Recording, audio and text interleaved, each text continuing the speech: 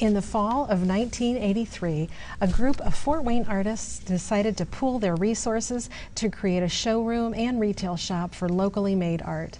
They started a cooperative gallery and called it the Orchard Gallery of Fine Art. Today, the Orchard Gallery is owned, managed, and staffed by local artists. Throughout the year, a portion of the gallery is dedicated to month-long featured exhibits highlighting the individual work of both members and other artists from around the region, and non-member artists are invited to participate in specialty exhibits. Today I'm joined by Sue Davis, one of the local artists who staffs the gallery. Sue, thank you for being here. I'm glad to be here. Well, you're the director of the Orchard Gallery, and you've done that for some time, and one of the things that I just find so fascinating is that the Orchard Gallery has been in Fort Wayne for 30 years. I know. How can that be? How can the time has flown by? I know. Tell me about the history of the gallery. We formed very informally. We didn't do the business plan and figure out, the long term, all the stuff you're supposed to do. We didn't do that. A bunch of artists got together. There was an empty space in the Glenbrook Mall, and they offered it to us for the Christmas season. And we thought, let's try that. So we did. And the Christmas season came and went, and that was kind of cool. And so we decided, well, we don't want to close, so we stayed open, and then we left the mall and went out to where we are now on Covington Road. But yeah. So. And you've been in that spot the whole time too. I mean, that's another amazing thing. So it's a successful we were place. Kind of around the side of the building, then we moved up to the front, which I think was significantly important there to move. And so you sell only original artwork. That's right. And that's another unique thing that that's what you're doing there. Tell me, what does it mean that the Orchard Gallery is a cooperative? It means that there is a group of us, there's 20 of us right now, who own and staff the gallery. That means we do everything. It's a total team effort. We work there, we take out the trash, we arrange the exhibits, we paint the walls, we do the books, we do it all, and we share all of that work amongst all the artists that are there. So does that number 20, is that a magic number? Does it vary a little bit? It varies. We're kind of maxed out at 20 because of our space limitations. The walls are pretty full, the shelves are pretty full, so 20 just seems to be a good number. The right number. So how does the gallery work in terms of your exhibits? How do these 20 members, how do you decide what is showing at any given time? During the one thing that's really, really neat and interesting about the gallery is whenever you come in, there will be something new there. So every month we have a featured exhibit. Some months it's a gallery member, and we take turns on featuring our own members. But we want to involve other people too. We want to have outside people that are not normally there, so that creates interest for our customers and everything. So maybe 3 months out of the year we might have a guest artist come in. And then we like to have a themed show every March. That's become kind of a tradition. So in March we think of something cool to show, and it changes. And it changes every month. Every March we have a different theme. And so this March you've got Art Becomes Her. Yes. Tell me about that, how that came to be, and what that means.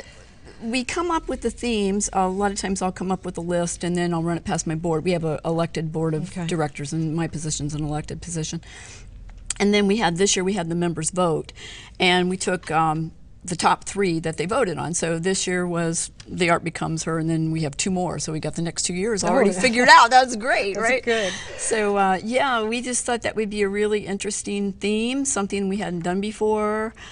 Creates interest in the community and the artists. So many artists will take a theme and it will excite them and get them to work on a new body of work. And that's true with this exhibit. And so it doesn't mean that it has to be a woman artist. No. This Art Becomes Her, just something having to do with the women or the female form. And we like to leave it up to the artists. We want to give them a lot of room for personal artistic interpretation.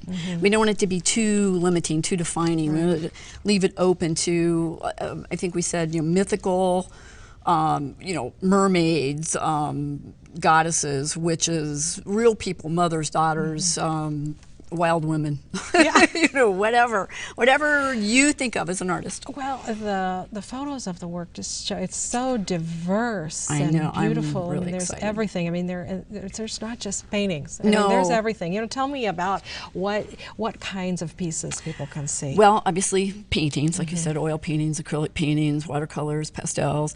But this show, we got a lot of three-dimensional work, a lot of new clay work, ceramic work, sculptures. We have jewelry. Really, you know, for a woman, you have to have jewelry, yes, right? You know, you bet. Everything. Some fiber. Some really creative art dolls, which are, you know, sculptural. So lots of different things. You should come and see it. I had to come and see it before the end of the month because this one is just running through March 30th. Yes, exactly. Right, so then we're gonna change it now. So what's coming next after Next this one? is I'm really excited about this one too. The next one is one of two of the gallery members, Becky and Greg Jordan, who are very fine metalsmiths. They could do very creative jewelry, and they've created a new body of work for especially for their upcoming exhibit. And then we have a guest artist from Illinois, Rhonda Kerlock, and she does ceramic sculptures that are very textural. That's really what they're about, is texture. They're clay.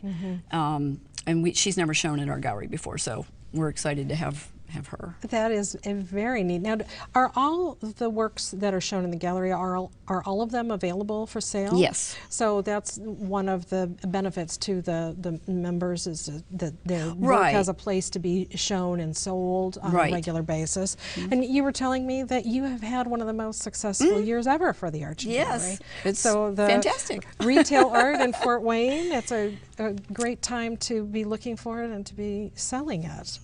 Yes, it is. It's very exciting. We seem to have, you know, really loyal customers who appreciate us being there, and we certainly appreciate them.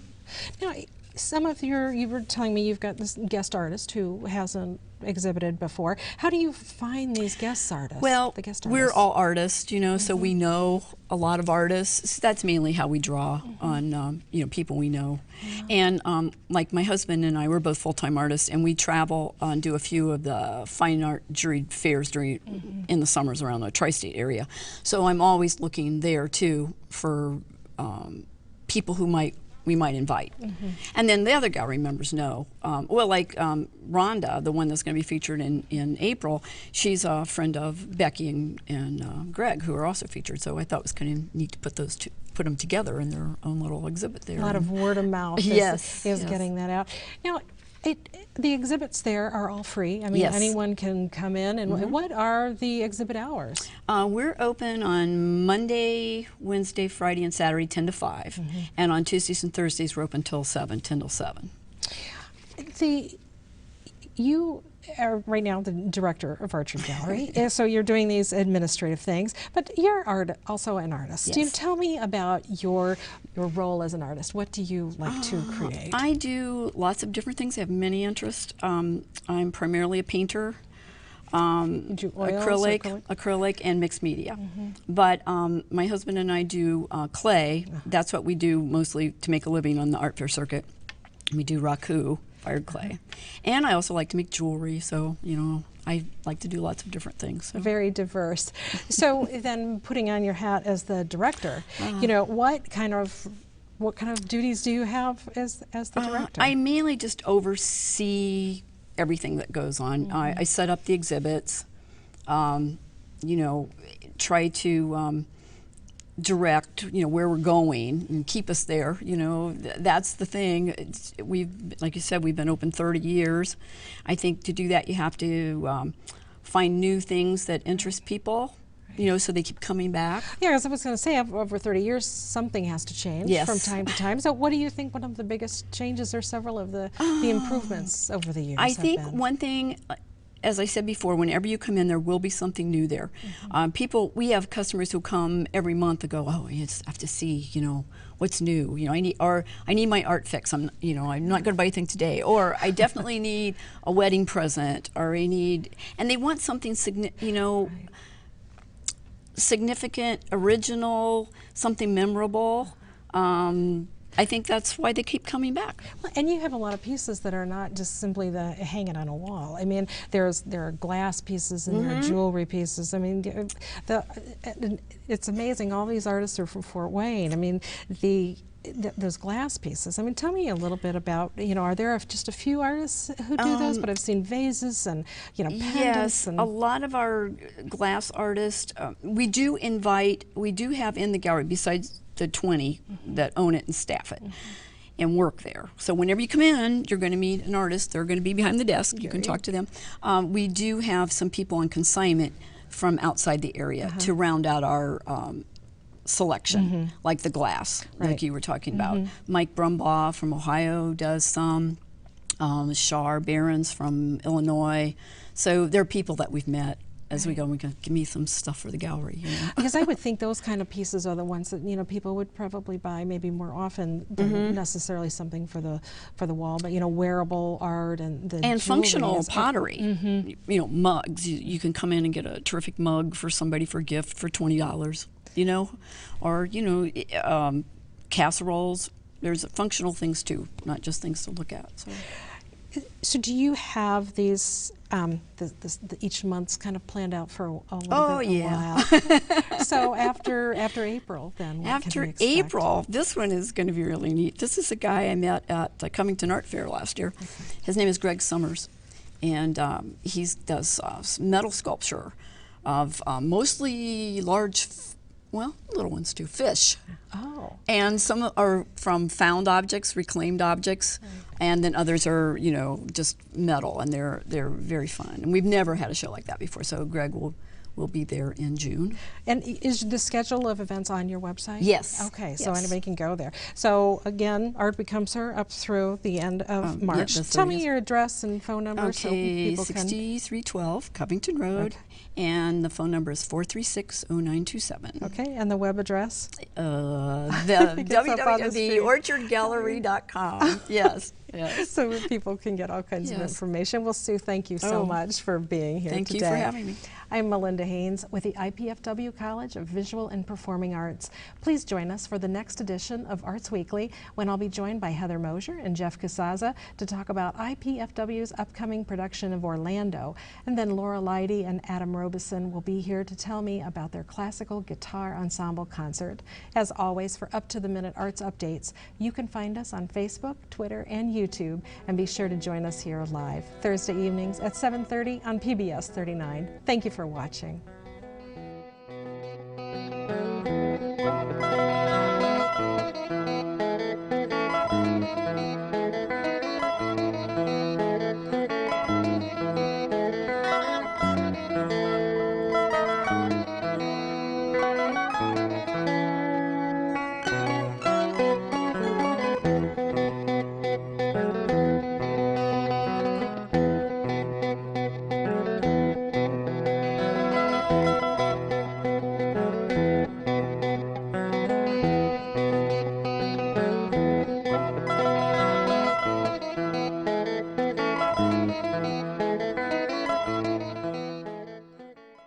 The preceding program on PBS 39 was made possible in part by Excellence lives here in northeastern Indiana.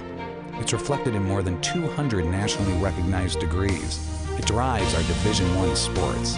It's alive in our campus life. Excellence has a name, IPFW. Around our campus, around the country, around the world. Excellence lives here. Indiana University, Purdue University, Fort Wayne. One university, two great names.